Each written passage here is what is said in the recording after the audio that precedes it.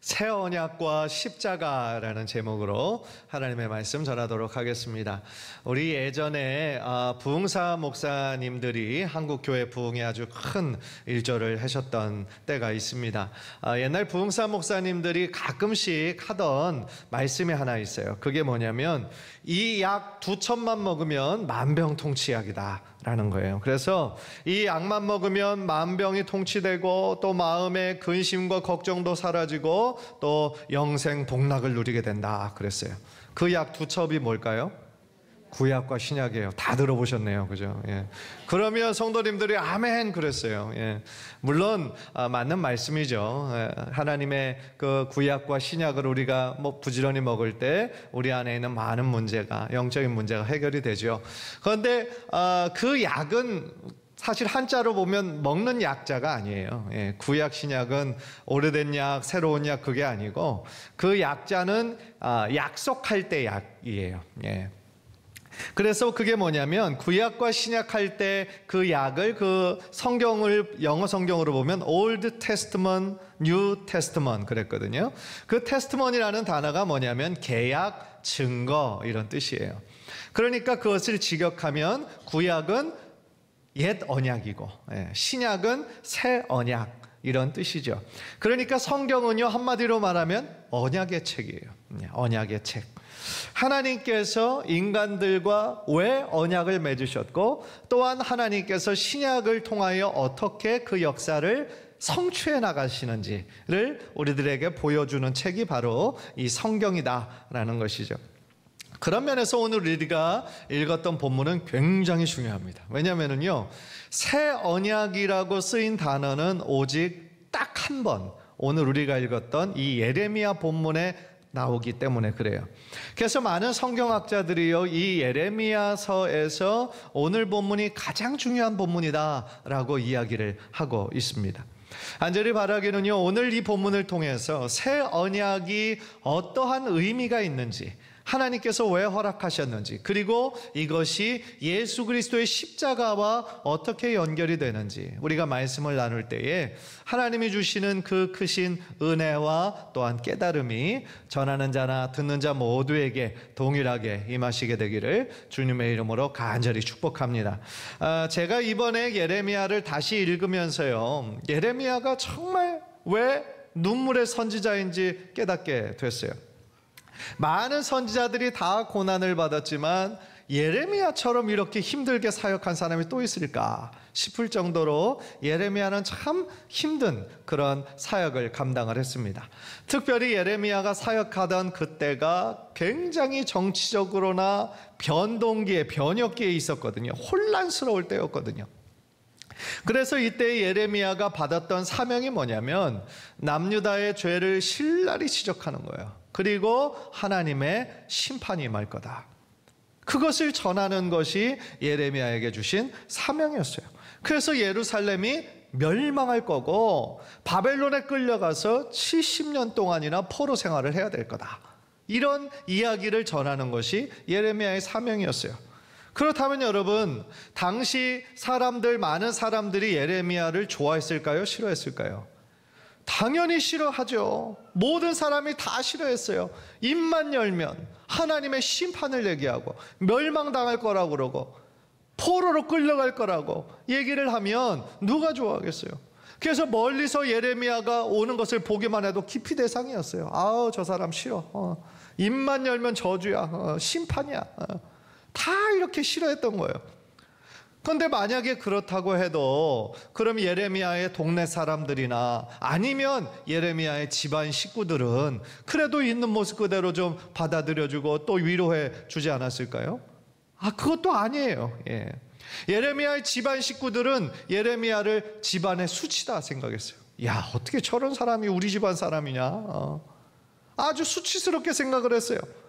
또한 동네 사람들도요, 예레미야가 아나돗 지역의 사람인데 아나돗 사람들도 자신의 동네의 수치다 그렇게 생각을 해서 예레미야를 죽이려고까지 했어요.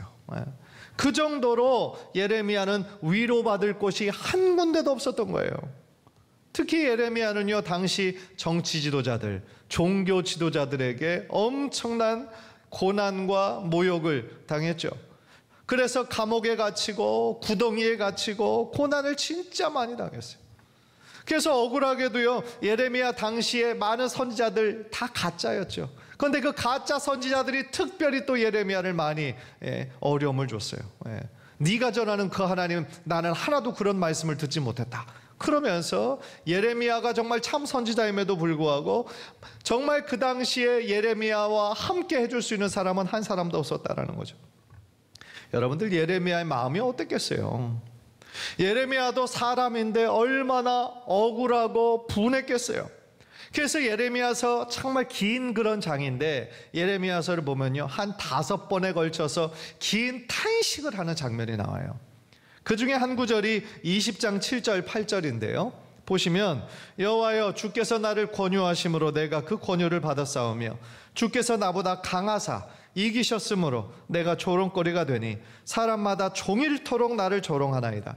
내가 말할 때마다 외치며 파멸과 멸망을 선포하므로 여호와의 말씀으로 말미암아 내가 종일토록 치욕과 모욕거리가 됨이니이다. 그랬어요. 이 구절을요, 현대식으로 좀 바꿔보면 그래요. 하나님, 제가 그때 안 한다고 했지요. 왜냐하면 제일 처음 사명 주셨을 때 안 한다고 그랬잖아요. 안 한다고 했지요. 못한다 그랬는데 하나님께서 하라고 해가지고 내가 했는데 이게 뭐냐는 거예요. 하나님께서 나를 꼬셔가지고 내가 힘 주신다고 그러셔가지고 내가 선지자 하고 있는데, 이것 보세요. 내가 매일 조롱거리가 됩니다. 내가 이스라엘의 멸망을 선포하니까 사람들이 종일 다 보고 미쳤다고 그러고 치욕과 모욕거리가 됩니다. 나 못 해먹겠습니다. 이런 얘기예요. 지금 이렇게 표현하진 않았지만 그런 얘기다, 이 얘기예요. 그래서 20장을 조금 더 읽어보면은요, 14절 18절에 보면 자신의 생일을 저주합니다. 왜 태어났냐는 거예요. 내가 어머니 뱃속에 있을 때 죽었어야 되는데 안 죽었다 이거예요. 어머니가 나를 낳았던 날이 복된 날이 아니었다라는 거예요. 성경에 이처럼 자신의 생일을 저주하는, 그러면서 탄식하는 장면이 딱 2사람밖에 없어요. 오늘 본문의 예레미야와 또 한 사람 누굴까요? 욥이에요. 예레미야와 욥만 자신의 태어난 거를 저주했어요. 그만큼 예레미야의 상황이 너무너무 힘들었다라는 거예요. 그런데 우리 생각에, 아니 그렇게 힘들면 그만두면 되잖아, 안 하면 되잖아 라고 쉽게 생각할지 모르겠어요. 그런데 예레미야는 그만둘 수가 없었어요. 실제로 몇 번을 그만두려고 했었어요. 예레미야가 못하겠다는 거예요. 아무도 내 이 말에 귀를 기울이는 사람이 없어요. 다 싫어하는데요. 그런데 그때마다 하나님이 주시는 거룩한 사명감이 막 그를 붙잡는 거예요. 그러면서 너무 고통스러워도 하나님의 말씀을 다시 전할 수밖에 없는 거예요. 그것이 20장 9절입니다. 20장 9절. 내가 다시는 여호와를 선포하지 아니하며 그의 이름으로 말하지 아니하리라 하면 나의 마음이 불붙는 것 같아서 골수에 사무치니 답답하여 견딜 수 없나이다. 그랬어요. 안전하려고 해도, 그만두려고 해도 마음이 답답해가지고 하나님이 주시는 그 마음으로 인해서 전하지 않고는 더 미치겠는 거예요. 그런 거룩한 사명감을 예레미야에게 주셨던 거예요. 그래서 예레미야는 다시 힘을 얻고 사람들에게 선포하는 거죠. 그런데 여러분, 예레미야가 그렇게 확신 있게 예루살렘이 멸망할 거고 바벨론으로 끌려갈 것이다 라고 외치는 그 근거, 그렇게 모든 사람들이 다 아니다라고 얘기를 하고 예언자들도 왜 너한테만 그런 얘기를 줬지 않느냐 그렇게 하는데, 이 예레미야는 뭐를 근거로 그렇게 담대하게 이 예루살렘이 멸망할 거다를 외쳤을까요? 물론 하나님이 말씀하셨으니까 그거는 너무나 기본적인 거고요. 그런데 정말 그의 마음속에 근거로 삼고 있는 게 있었는데, 그게 뭐냐면 하나님의 언약을 이 남유다가 깨트렸기 때문이에요. 하나님과의 약속을 맺은 것이 있는데 그거를 깨트렸기 때문에 그들은 멸망당할 수밖에 없다라고 예레미야가 확신 있게 전할 수 있었다라는 거죠. 그런데 거짓 예언자와 남유다 백성들은요, 그들이 지금 하나님과의 언약을 지키지 않는 것을 본인들도 알아요. 그런데 그럼에도 불구하고 우리나라는 망하지 않는다, 그릇된 신념을 가지고 있었어요. 그거를 뭐라고 얘기하냐면 시온은 하나님의 성, 시온 불패 신화라는 거예요. 이 하나님의 성, 이 특별히 성전이 있는 예루살렘은 절대로 망하지 않아. 그런 그릇된 신념을 가지고 있었던 거예요. 하나님과 맺었던 언약을 자기들이 지키지도 않으면서 하나님이 우리를 끝까지 지켜주시고 보호해 주실 거야. 헛된 생각을 가지고 있었다는 거죠. 여러분, 언약은 무엇입니까? 언약은요, 계약을 맺었다라는 뜻이에요. 계약을 맺은 거예요. 언약을 맺는 건요, 특별히 관계를 맺은 것을 뜻하는 거예요. 물론 세상의 계약에 있어서는 그 계약을 하는 그 당사자와 특별한 관계를 맺지 않아도 우리가 계약할 수 있어요. 그러나 하나님과 언약을 맺는다라는 것은 그 하나님과 나와 특별한 관계를 맺는다라는 뜻이에요. 따라서 이 이스라엘 백성과 하나님께서 언약을 맺으셨다. 그 얘기는 뭐냐면 하나님께서 이스라엘을 특별하게 생각하신다는 거예요. 특별한 절대적인 배타적인 존재로 지금 그들과 언약을 맺으셨다라는 거예요. 여러분, 또 하나 언약에 있어서 중요한 거, 언약에 있어서 첫 번째 중요한 거는 언약은 특별한 관계를 맺는다. 그리고 언약에 있어서 중요한 두 번째는 뭐냐면 언약을 맺으면 반드시 상호 의무가 따른다. 그 언약을 통해서요, 하나님은 뭐가 되어주시는 거냐면 이스라엘의 하나님이 되어주시는 거예요. 하나님의 편에서는. 그리고 이스라엘은 뭐가 돼요? 하나님의 백성이 되는 거예요. 여러분, 출애굽기 19장 5절 6절 보세요. 우리 한번 다 함께 읽을까요? 시작. 세계가 다 내게 속하였나니 너희가 내 말을 잘 듣고 내 언약을 지키면 너희는 모든 민족 중에서 내 소유가 되겠고 너희가 내게 대하여 제사장 나라가 되며 거룩한 백성이 되리라. 아멘. 이 구절은요, 하나님께서 이스라엘 민족과 처음으로 맺으신 계약의 언약의 내용이에요. 물론 그 전에 아브라함과도 언약을 맺으셨어요. 이삭과도 맺으셨고 야곱과도 맺으셨어요. 그런데 그거는 개인과의 언약이셨잖아요. 그렇죠? 그런데 민족 단위로서의 언약, 계약은 이것이 처음으로 있는 계약이에요. 하나님께서 지금 출애굽한 이스라엘 백성과 언약, 계약을 맺으셨어요. 시내산에서 모세 언약을 통해서 체결하신 거죠. 그래서 언약을 통해서요, 하나님의 편에서 지켜주셔야 되는 것이 있고 인간의 편에서 지켜야 하는 것이 있어요.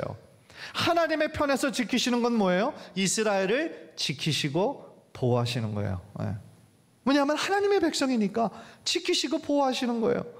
그런데 인간의 편에서의 의무가 뭘까요? 하나님의 말씀에 뭐 하는 거예요? 순종하는 거예요. 하나님의 말씀을 따르고 순종할 때에 하나님께서 그들을 보호하시고 지켜주시는 거예요.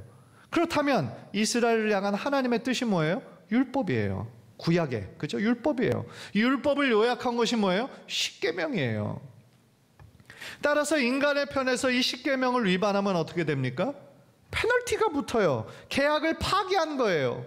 계약을 파기하면 당연히 거기에 따른 손해가 거기에 적혀져 있는 거죠. 물론 우리들 현재에서는 금전적인 손실이 발생하지만 하나님과 이스라엘에 맺은 그 언약에서는 하나님의 징벌과 징계가 임하는 거예요. 왜냐하면 하나님은 언제나 신실하게 하나님의 그 의무 뭐예요? 이스라엘을 지키시고 보호하시는 거, 이스라엘의 하나님이 되어주시는 거, 한 번도 그것을 파기한 적이 없으세요. 하나님은 그 언약을 신실하게 지키셨거든요. 왜냐하면 신실하신 분이니까. 그런데 인간의 편에서는 늘 이 십계명을 계속 어기는 거예요. 파기하는 거예요. 하나님 외에 자꾸 다른 우상들을 섬기는 거예요. 그죠? 그러니까 지금 이것은 일방적인 뭐예요? 일방적인 파기예요. 이스라엘 백성의 편에서 하나님의 뜻이 담겨져 있는 율법, 특별히 그 십계명을 지키지 않았어요. 그러니까 그렇게 되면 어떻게 되는 거예요? 하나님의 징벌과 징계가 벌로서 임하게 되는 거예요. 어렵지 않아요. 그래서 신명기 27장 28장을 보면 신명기는 어떤 내용입니까? 지금 출애굽한 이스라엘 백성이 이제 가나안 땅에 들어가기 직전에 모압 평지에서 하나님의 말씀 그 율법을 다시 한번 새롭게 하는 때가 이 신명기예요. 그래서 신명기 27장 28장을 보면은요, 모압 평지에서 언약을 새롭게 할 때 어떤 상징적인 행동을 모세가 시킵니다. 12지파 중에서 6지파는 그리심산에 올라가라고 그래요. 그리고 나머지 6지파는 에발산에 올라가라고 그래요. 이것은 하나님의 언약을 잘 지켜서 너희의 그 의무를 다할 때 하나님께서 이렇게 축복하실 거다. 하나님의 축복의 그 상징을 그리심산 거기에다 두고, 그런데 너희들이 나와의 언약을 지키지 않을 때 이런 저주가 임할 거다 해가지고 6지파는 에발산에 그렇게 하게 한 거예요. 그래서 모세가 하나님의 그 말씀을 따라 읽게 하고 그들은 다 따라 읽고 아멘 아멘 서약을 해요, 모든 백성이. 그래서 신명기 28장 1절 2절을 보면은요, 하나님과의 계약을 지킬 때 하나님께서 어떻게 하시겠다를 약속하신 내용이에요. 반대로 28장 15절을 보면은요, 이 말씀은 제가 한번 읽을게요. 네가 만일 내 하나님 여호와의 말씀을 순종하지 아니하여 내가 오늘 내게 명령하는 그의 모든 명령과 규례를 지켜 행하지 아니하면 이 모든 저주가 내게 임하여 내게 이를 것이니, 그리고 어떻게 너희들을 벌하고 징계할 건지 아까 축복의 내용보다 더 길게 그 내용을 말씀하고 있어요. 그런데 문제는요, 이 당시 예레미야 시대에, 지금 이 언약의 개념을 여러분들 지금은 다 이해하셨을 거예요. 그런데 예레미야 시대에 그 당시 남유다 백성들이 그러면 이 하나님의 그 언약을 맺은 그 내용, 이스라엘이 감당해야 될 그 의무의 내용을 정말 감당하고 있었냐는 거예요. 답은 아니다 라는 거죠. 그들이 지켜야 하는 하나님의 말씀, 그 율법, 특별히 십계명을 지켜야 하는 그 의무를 그들이 감당하고 있었냐? 아니다라는 거예요. 실패했는데 철저하게 실패했어요. 잘한 것이 한 군데도 없었다는 얘기죠. 따라서 그들은 이 언약의 근거에서 하나님의 언약적인 축복이 아니라 뭘 받아야 되는 거예요? 저주를 받아야 되는 거예요. 징벌과 징계를 받아야 되는 거예요. 예레미야 7장 8절에서 10절 보세요. 보라, 너희가 무익한 거짓말을 의존하는도다. 너희가 도둑질하며 살인하며 간음하며 거짓 맹세하며 바알에게 분향하며 너희가 알지 못하는 다른 신들을 따르면서 내 이름으로 일컬음을 받는 이 집에 들어와서 내 앞에 서서 말하기를 우리가 구원을 얻었나이다 하느냐. 이는 이 모든 가증한 일을 행하려 함이로다. 여러분, 이 구절을 자세히 보세요. 지금 이스라엘 백성들이 범한 죄가 뭐라는 겁니까? 십계명의 모든 계명을 다 어겼어요. 하나님 외에 다른 신들을 따랐어요. 우상을 섬겼어요. 살인했어요. 간음했어요. 거짓말했어요. 도둑질했어요. 하나님 앞에 가증한 일을 지속적으로 행하였으면서도 그들 스스로의 입으로는 지금 뭐라고 그러는 거예요? 우리가 구원을 얻었다. 그렇게 자부했다는 거예요. 얼마나 안타까운 일입니까? 그릇된 신념인 거죠.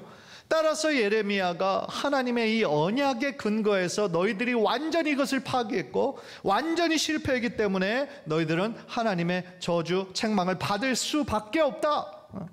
그래서 예루살렘이 멸망할 거고 바벨론의 포로로 끌려갈 거다. 그것이 바로 그 근거가 하나님과의 언약의 근거를 두고 있었다는 거죠. 그런데 예레미야서가 이렇게 그냥 심판으로만 끝나면 참 비참하죠. 아무런 소망이 없는 거예요. 하지만 정말 감사하게도 하나님의 예언의 말씀은 거기서 끝나지 않아요. 전반부에는 심판을 선포하지만 후반부에서는 하나님의 구원과 회복을 약속해 주세요. 모든 예언서의 패턴은 비슷해요. 그래서 그들의 죄로 인해 지금 멸망당하고 바벨론의 포로로 끌려가서 70년 동안이나 있을 거예요.